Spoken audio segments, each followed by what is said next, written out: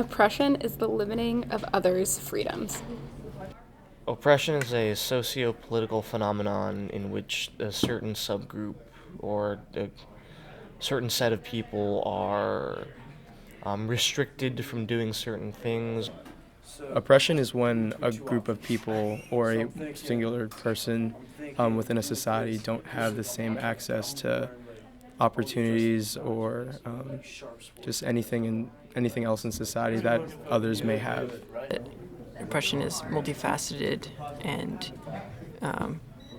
comes in many forms, but generally it's a exclusion from the community that a person belongs to.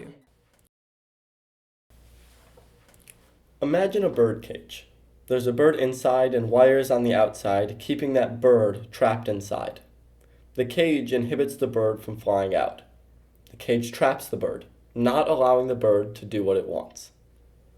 Marilyn Frye uses the metaphor of a bird cage to explain how we should define and think about oppression.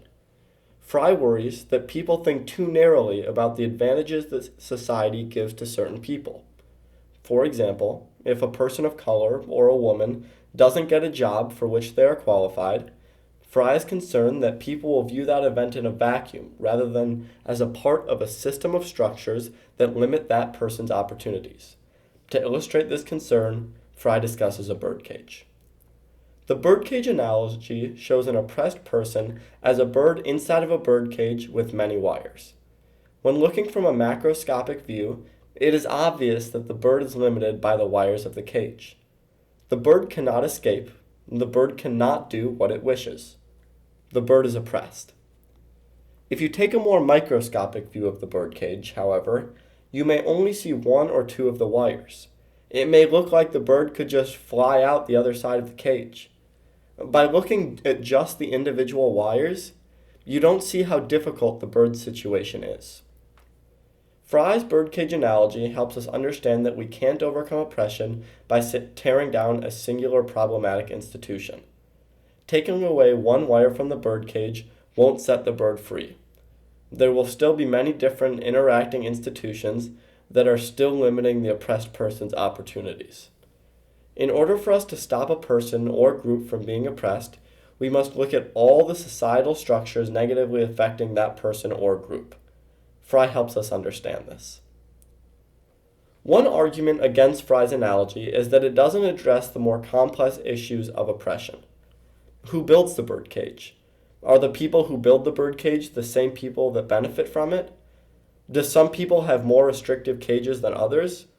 What are the consequences of being stuck in a birdcage? While these questions are all vital to our overall understanding of oppression, Frye's decision not to address them does not take away from her analogy. The birdcage analogy is meant to explain the importance of taking a holistic view of situations of oppression. While it is not complex enough to address all of our concerns, it does illustrate a necessary aspect of oppression in a way that is understandable and digestible. Frye's birdcage analogy highlights an important and often forgotten aspect of oppression. Oppression is not one bad thing happening to one person. It's a system of institutions stopping a person from achieving what they wish to achieve. Frye worries that people view oppression too narrowly, only looking at single instances of advantage or disadvantage. That is why the birdcage analogy is helpful. It forces us to look at the many things affecting a person or group of people that cause systematic disadvantage. Now that we've examined the cage, let's talk more about the bird within. Sandra Lee Bartky, a professor of philosophy and gender studies at the University of Illinois, published her thoughts on psychological oppression in 1979. She looked at the internal effects of oppression on women specifically. Bartky says that psychological oppression is being weighed down in your mind so much that you diminish your own self-esteem, becoming, in a sense, your own oppressor. When people internalize the ways that society tells them they are less than, it becomes easier to oppress them. And these internal effects are reinforced by the external social, political, and economic constraints of the birdcage. According to Bartky, psychological oppression for women manifests in 3 ways: stereotyping, sexual objectification, and cultural domination. Stereotypes are widely held, oversimplified beliefs about certain social groups that are often false. Bartky says that stereotyping threatens women's autonomy and self-determination by reinforcing false beliefs about what they can and cannot do, which furthers their oppression. Sexual objectification occurs when women's sexual parts or functions are separated from the rest of her personality, and either objectified or seen as representative of her as a whole. This sexual objectification is used to further disadvantage women by refusing to acknowledge their existence as a complex human. Cultural domination is defined as the idea that all items in the general life of people are sexist. Bartky says that our languages, systems, pop culture, art, and other institutions are all sexist because females have always existed as half a people, inferior to men. But what if women don't believe they're oppressed? Maybe an aunt tells you that she doesn't feel oppressed by men, but makes a conscious choice to be a housewife first and foremost. Does this refute some of Bartky's theory of psychological oppression? Is it only oppression if you feel limited by it? Bartky would say this situation is still a result of the patriarchy, that your aunt has been conditioned to think she has fulfilled her full purpose in life willingly. This is where mystification comes into play.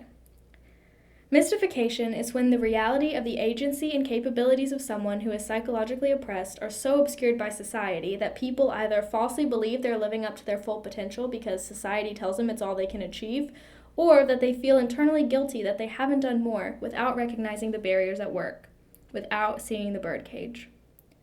Bartky says that these forms of psychological oppression also lead women to believe that only certain parts of them matter or count for the entirety of their whole existence.